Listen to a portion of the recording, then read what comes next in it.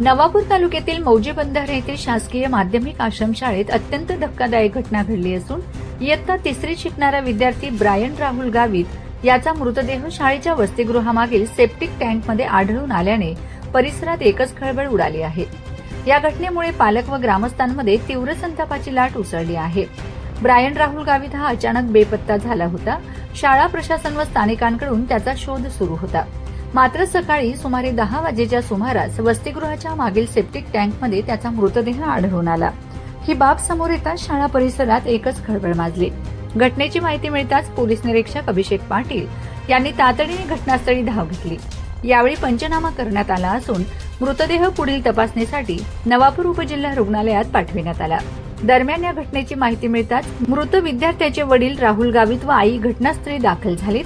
आपल्या लेकराचा मृतदेह पाहून त्यांनी एकच आक्रोश केला, ज्यामुळे उपस्थितांचे डोळे पाणावलेत। ग्रामस्थांनीही मोठ्या संख्येने घटनास्थळी गर्दी करत संताप व्यक्त केला।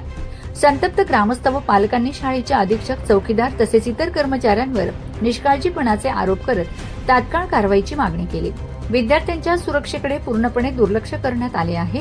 अशा प्रकारच्या घटना वारंवार घडत असून प्रशासन झोपेत आहे असा आरोप ग्रामस्थांनी केला।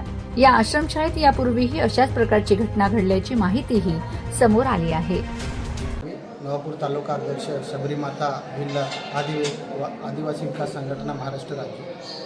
काल शासकीय माध्यमिक आश्रमशाळा बंधारे येथून ब्रायन राहुल गावित मुक्काम सनखडका हा तिसरीत शिकणारा विद्यार्थी काल दुपारी 12 वाजेपासून मिसिंग होता आणि त्याचे शोध सर्व कर्मचारी आणि त्यांचे आईवडिलांना त्यांनी सांगितलं की तुमचा मुलगा पडून गेला आहे।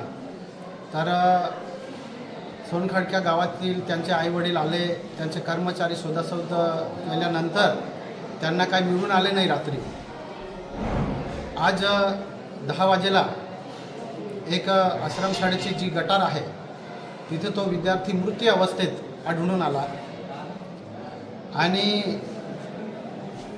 या आश्रमशाळेमध्ये जे अधीक्षक आहे आणि जे शिपाई आहे आणि जो वॉचमन आहे ते सर्वस्व जबाबदारी त्यांची आहे।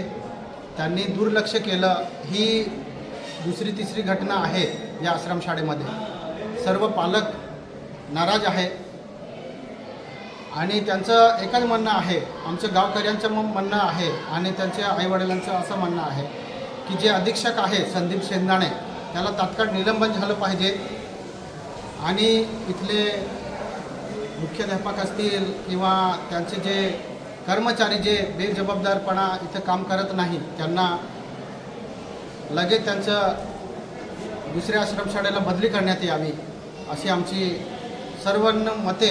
त्याच्या सोनखडकावाल्यांचं म्हणणं, सर्व जे इथं पालक आहे त्यांचं म्हणणं असं आहे की ही आश्रमशाळा जे कर्मचारी आहेत त्यांचे तात्काळ बदली व्हायला पाहिजे आणि एक चांगल्या पद्धतीने आश्रमशाळा चालायला पाहिजे। वारंवार घटना घडते।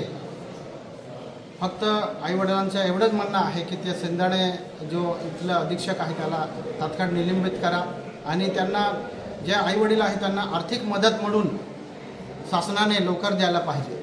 धन्यवाद।